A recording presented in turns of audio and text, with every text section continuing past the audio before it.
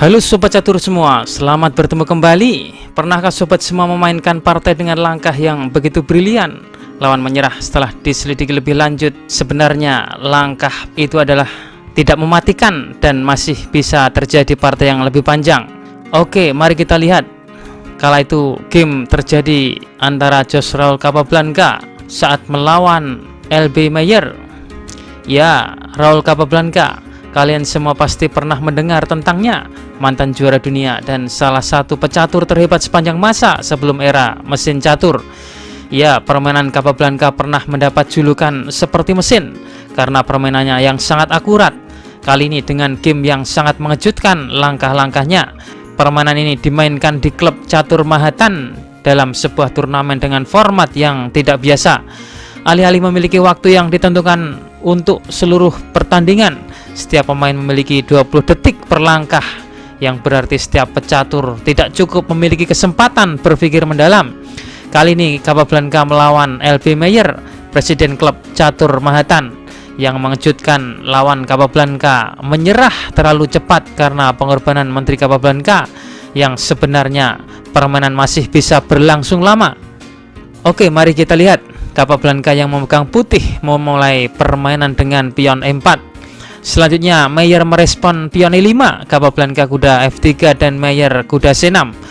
Capablanca gajah B5, pembukaan Ruy Lopez. Hitam A6, kita melihat gajah A4.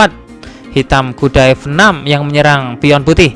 Dan disinilah Capablanca menyimpang dari garis varian yang paling umum, bukannya rokade. Capablanca memainkan pion D4. Sekarang ide dibalik langkah ini adalah bahwa setelah hitam mengambil pion D4, putih dapat melanjutkan rokade dengan ide selanjutnya dorongan E5 dan akhirnya bisa merebut kembali D4 nantinya. Tetapi di partai ini hitam memutuskan memukul pion putih dengan kudanya. Sekarang putih bisa rokade di sini.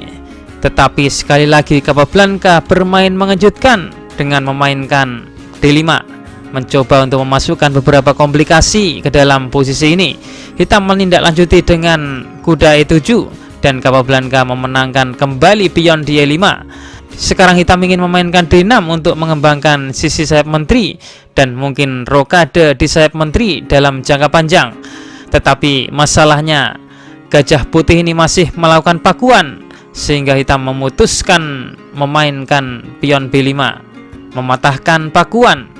Tetapi ada masalah dengan memainkan langkah ini, menciptakan beberapa kelemahan di petak-petak terang seperti petak C6 dan E6. Dan jika putih gajah B3 dan hitam pion D6, kita mulai melihat kelemahan petak-petak ini lebih jelas. Dalam jangka panjang, putih dapat menempatkan kuda di C6. Oke, setelah putih gajah B3, hitam di partai aslinya memainkan gajah B7.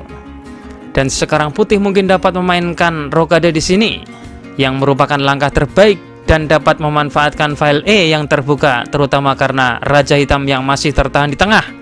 Dan jika hitam memainkan D6 dan kemudian kuda putih mundur ke F3, kemudian untuk mengantisipasi serangan putih, hitam memainkan kuda C5 yang menekan gajah. Setelah benteng E1, kuda makan, pion mengambil balik. Hitam bingung karena raja akan rokade. Rokade panjang tidaklah mungkin karena ini akan terkena gempuran putih. Apabila rokade pendek, hitam kesulitan mengeluarkan perwiranya. Kudanya masih dalam posisi terpin. Apabila dia ingin mengembangkan gajahnya dengan fianchetto, misal G6, maka dibalas gajah G5. Gajah hitam tersandra untuk membela kuda. Oke, kita kembali ke permainan. Di partai aslinya putih memainkan D6, memiliki ide yang sangat brilian. Putih menyerang kuda dan gajah yang menyerang pion F7. Dan tentu saja hitam hanya memiliki satu gerakan untuk menghentikan kedua ancaman. Tidak lain adalah kuda mengambil pion D6. Tetapi disinilah pengorbanan Menteri Capablanca terjadi. Menteri makan pion, menyingkirkan kuda yang membela pion F7. Di posisi ini hitam menyerah. Apa yang menyebabkan hitam menyerah? Mari kita analisa. Jika pion mengambil, maka gajah makan pion F7 skakmat.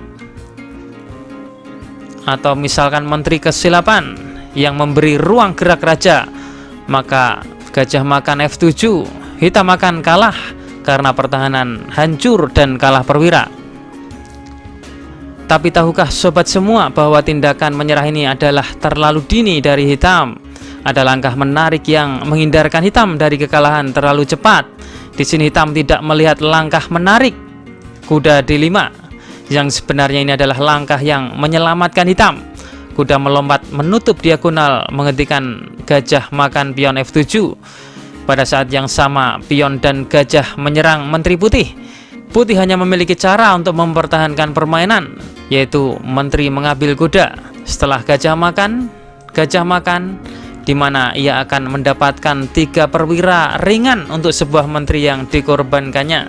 Sekarang Putih memiliki ancaman brutal ke pion F7, yang dimana kedudukan masih lama dan berimbang.